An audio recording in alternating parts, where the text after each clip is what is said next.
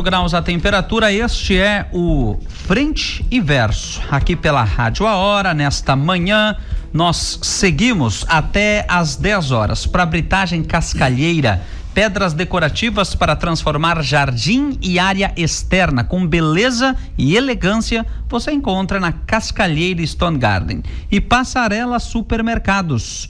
Aproveite as ofertas, baixe o app do Passarela com ofertas exclusivas e a comodidade de receber tudo na sua casa.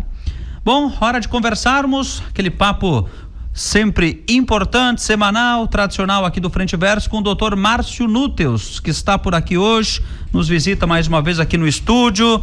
Uma pequena troca aqui, doutor. Fernando, que é o titular do espaço, está de férias, está descansando um pouquinho, que é importante também. Sim. E a gente está aqui tendo o prazer de conversar com o senhor. Um bom dia, tudo bem? Bom dia, prazer estar aqui. O descanso é sempre bem-vindo também, né? Acredito que até para recuperar a testosterona faz parte do tema de hoje. A gente precisa de um descanso, né? O estresse demais, trabalho excessivo também baixa a testosterona. Pois é, está apresentado o nosso tema central de hoje, que é a reposição hormonal masculina. Como fazer, quando ajustar e por que acompanhar ao longo do tempo. Tem muitos mitos, curiosidades, né, informações distorcidas sobre a reposição hormonal.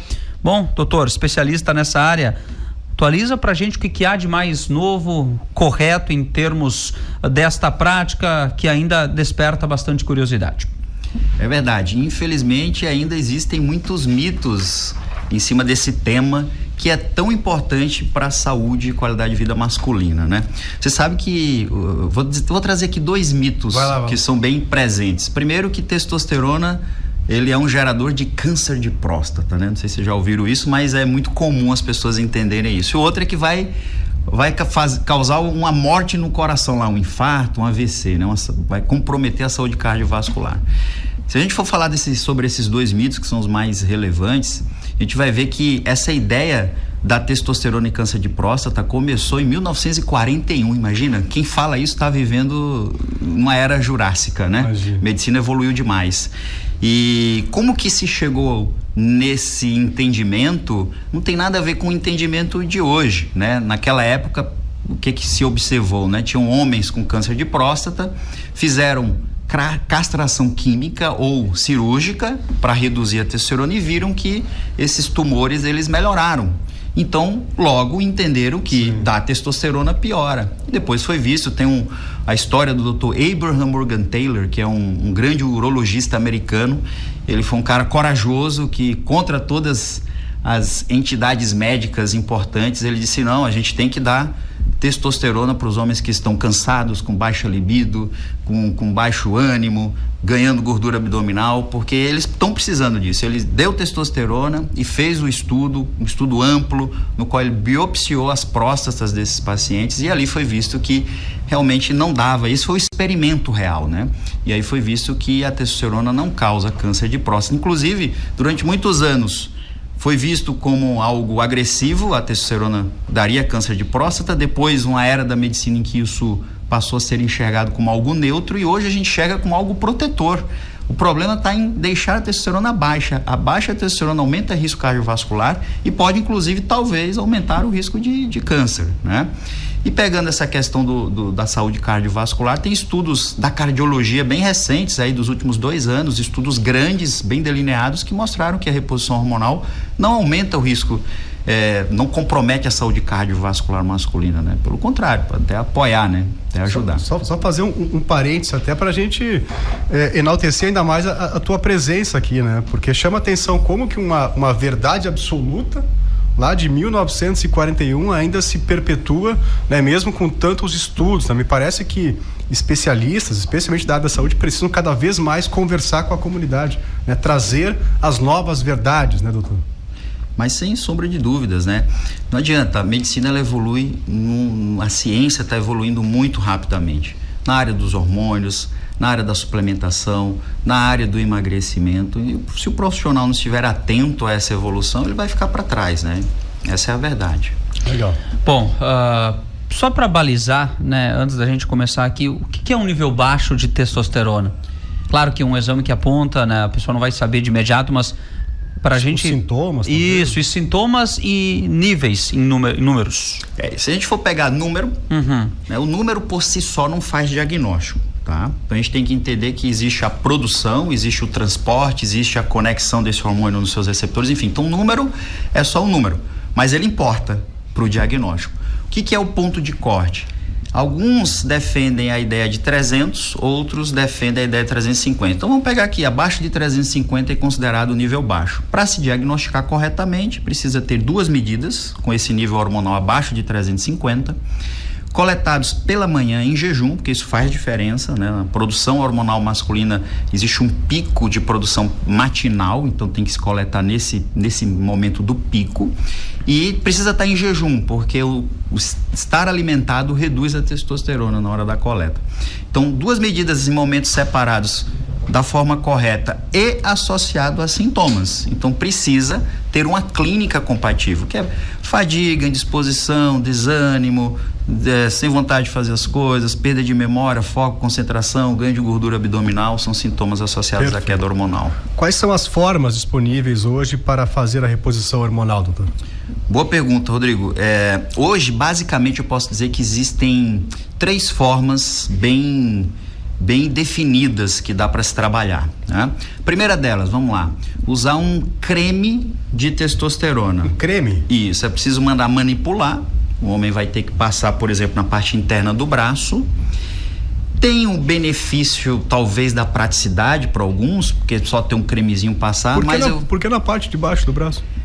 A testosterona ela deve ser aplicada numa área que tenha pouca gordura subcutânea, porque na gordura existe uma enzima chamada aromatase. Se colocar no abdômen e tem muita gordura ali, né? Ele vai ser convertido em estrogênio, que é o hormônio feminino. Então o melhor seria, por exemplo, atrás do joelho, dorso do pé, parte interna do braço, que são áreas normalmente com a pele mais fina, com menos tecido de gordura embaixo. E numa área com menos pelos, porque onde tem pelos tem mais uma outra enzima chamada 5-alfa-redutase, que converte testosterona em DHT, que também não seria bom de forma excessiva, está associada a acne, oleosidade, queda de cabelo. Então essa área de pele fina com menos pelos seria o ideal. Perfeito. Né? Bom, esse é o creme, então. Esse é o creme. Qual é o problema do creme? Homem normalmente não se adapta bem com creme, mas eu vejo que as mulheres gostam, né, de creminho. Sim. Porque o homem esquece, né? Então eu vejo que aí existe uma flutuação muito grande, não é reprodutível, né? Então eu vejo que na maioria das vezes não é a preferência, o que melhor funciona. Uma outra opção que funciona super bem são as injeções. Aí a gente tem basicamente 2 formas na farmácia hoje. Injetáveis, né, de testosterona de ação mais curta, que seria, por exemplo, uma aplicação a cada 10, 12, 15 dias. Isso tudo com receita? Tem que ter receita médica. Claro. Tem que... Sim. Não, isso aqui é importante deixar logo claro aqui na nossa conversa, né? Reposição hormonal, quando bem feita e bem indicada, é ótimo, mas se mal feita é um problema, né? Não é que nem vitamina, vai na farmácia, compra uma vitamina C, tá excessivo, sai na urina. Não é isso, né? Então precisa estar bem indicado, né? E existe um outro tipo de testosterona injetável que ela tem uma duração teórica de a cada 3 meses. Na prática, a cada 2. Então precisa fazer injeções a cada 2 meses. Boa também, depende do caso. E uma outra forma de fazer reposição hormonal, que, diga-se de passagem, não é nada novo, tá? Apesar das pessoas entenderem que é novo, que são os implantes hormonais. A primeira forma de repor hormônios foi lá em 1939, 40, foi com implantes, tá? O que é um implante? É uma metodologia que tem que ser feito um pequeno procedimento, vamos dizer, ali no consultório. É feito uma pequena incisão sem dar ponto, e por baixo da pele a gente coloca pequenos comprimidos. Esses comprimidos vão ter uma taxa de liberação do hormônio diária, então ele tem ele não tem flutuação, ele tem uma ação mais contínua, mais controlada no período de 5, 6 meses. 5, 6 meses. Então perfeito. É uma ação mais... Esse é o mais prático, né? Não precisa lembrar de aplicar, de passar. Qual é o mais utilizado hoje? Existe alguma? Hoje, na minha prática, praticamente, que eu me lembro, tem um paciente usando creme. Um paciente? Que ainda insiste em usar. Os demais, eu tenho bastante paciente em reposição hormonal, eu diria que uns 30% faz injeções de farmácia, 70% implante. Hoje tem sido a preferência pela realmente praticidade, eficácia e segurança. Que é aquele lá de 1939, 40. Que ficou em desuso durante muito tempo, depois voltou a ser estudado, enfim, hoje está bem evoluído os implantes. Legal. O senhor falou de dois mitos aí, né, da próstata e também de problemas cardiovasculares que já caíram, né, por terra. O que mais a ciência já esclareceu com relação à segurança desse tratamento? Quando bem feito, extremamente seguro, né? A primeira coisa que a gente falou lá, é bom a gente reforçar que níveis hormonais baixos estão associados a maior risco cardiovascular. Então, fazer a reposição hormonal bem feita pode fazer com que esse homem volte a ter a expectativa de vida normal dele, né? Falamos uma vez sobre isso, é importante deixar claro assim, testosterona demais é ruim. Excessiva doses de testosterona vai trazer problema cardiovascular, mas ela em baixa também já foi comprovado isso. Então o bom é ter ela em nível ótimo, né? O que é um nível ótimo? Pelo menos 500 para cima, né? 700 a 1000 quando a gente está em reposição. De forma natural, a gente já entendeu que o ponto de corte é 350, né? Mas tem vários outros benefícios, né? O paciente melhorar a qualidade de vida, o ânimo, a disposição, performar melhor no dia a dia, né? Então isso não tem preço, né? Perfeito. Existem situações em que a reposição tem que ser adiada, ajustada ou feita com mais cautela, doutor? Sim, existem, né? Então existem algumas contraindicações, alguns sinais de alerta, então por isso que tem que ser feito com um acompanhamento médico. Vou dar alguns exemplos aqui, O paciente fez exames de sangue e mostrou que tem hematócrito alto, que é o sangue mais espesso, um sangue grosso. A testosterona, ela pode, em alguns casos, quando em doses excessivas, aumentar isso.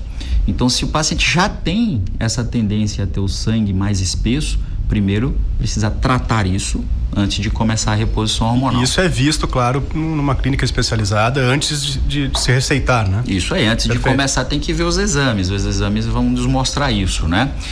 Outro exemplo, PSA é o exame da próstata, certo? A gente já entendeu que testosterona não causa câncer de próstata, mas se o indivíduo tem alguma suspeita, ou ele tem um PSA muito alto, ou ele tem uma próstata já muito grande, primeiro precisa investigar isso melhor, entender do que se trata. Então pode ser que seja adiado o início dessa reposição hormonal, né? Algumas outras contraindicações câncer de mama masculino, que é uma coisa rara, né?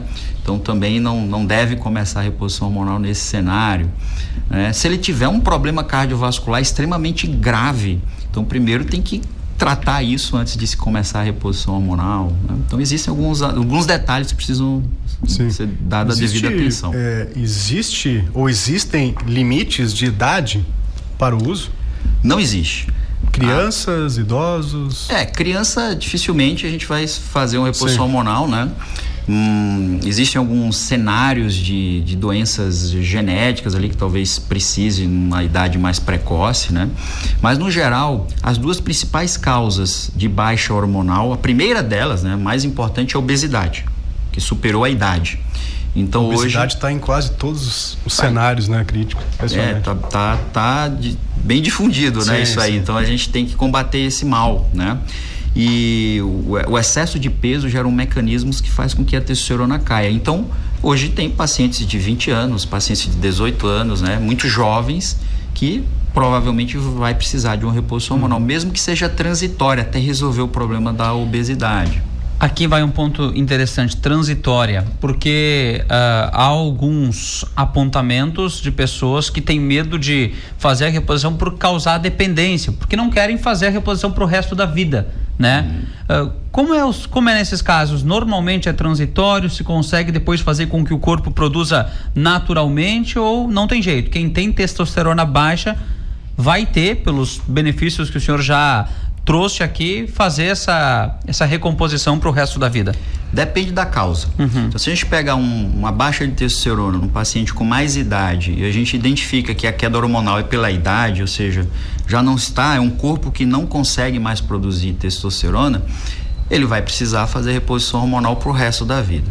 Estamos falando de um paciente mais jovem, que se encontra num cenário inflamatório, de obesidade, e isso gerou a queda hormonal, nós podemos primeiro, ou nem tratar com reposição hormonal, né? Primeiramente tratar a causa, que é a obesidade, daí vai depender se ele está com queixas ou não, ou eventualmente se fazer a reposição hormonal, aí nesse caso pensamos em ser transitória, né?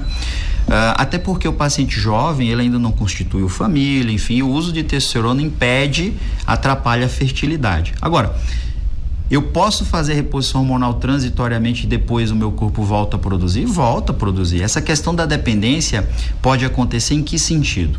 Ele já não consegue produzir níveis hormonais no qual ele se sinta bem em termos de qualidade de vida, ele começa a repor hormônios, ele passa a se sentir muito melhor e quando para ele volta para aquela produção basal dele, que era um nível baixo, no qual ele não fica bem. Então ele vivenciou uma nova experiência com testosterona agora, ele criou uma dependência mesmo porque ele não quer mais voltar como ele era antes, né? Isso pode acontecer. Ele quer usufruir dos benefícios. Exato. Agora, o corpo, quando você dá testosterona, ele suprime a produção natural. Quando você é possível fazer um tratamento de estimular a produção natural, o corpo volta a produzir. Só que se vai produzir muito ou pouco, aí tem que ser avaliado. Rapidamente, o que seria estimular o crescimento natural, o aumento natural?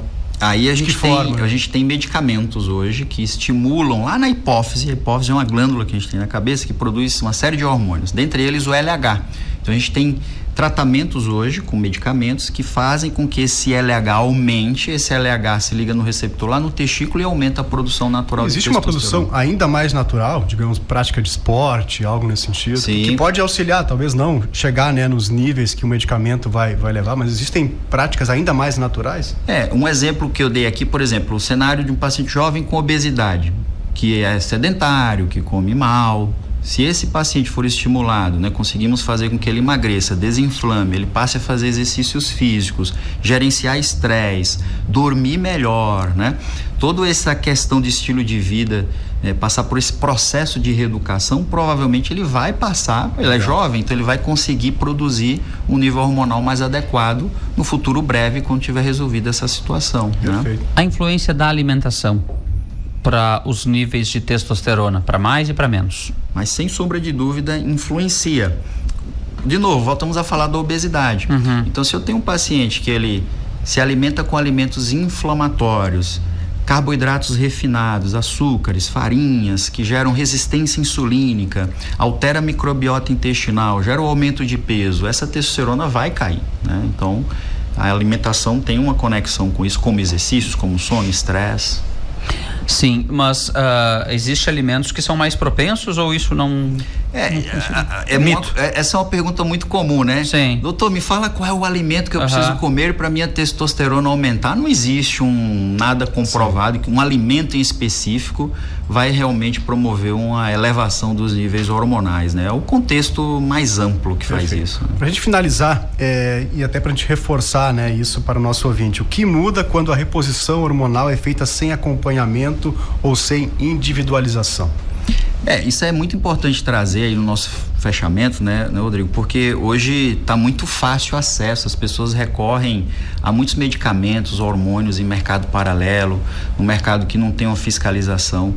É muito comum os homens estarem entendendo o acesso à internet, vídeos, então entendendo que é bom fazer a reposição hormonal, né? Então eles estão usando sem fazer um acompanhamento médico por conta própria e colocando em risco a própria saúde, porque a gente sabe que efeitos colaterais podem acontecer. Então é extremamente importante deixar claro aqui mais uma vez que reposição hormonal somente com indicação médica, e é preciso dar um segmento, tem que ter um acompanhamento, porque alterações metabólicas podem acontecer ao longo do tempo e precisa estar sendo monitorado e ajustado.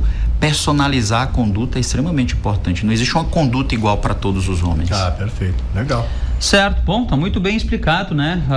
A importância e, claro, os cuidados de ter um acompanhamento. Doutor, te agradecer pela atenção conosco, a gente vai voltar a conversar, claro, nas próximas semanas, mas quem perdeu essa conversa, quer voltar lá desde o início, quer ver de novo com calma, tá lá no nosso YouTube, A Hora TV, dentro aqui da live do programa Frente e Verso. Obrigado, viu? Muito obrigado, até breve. Legal. Até.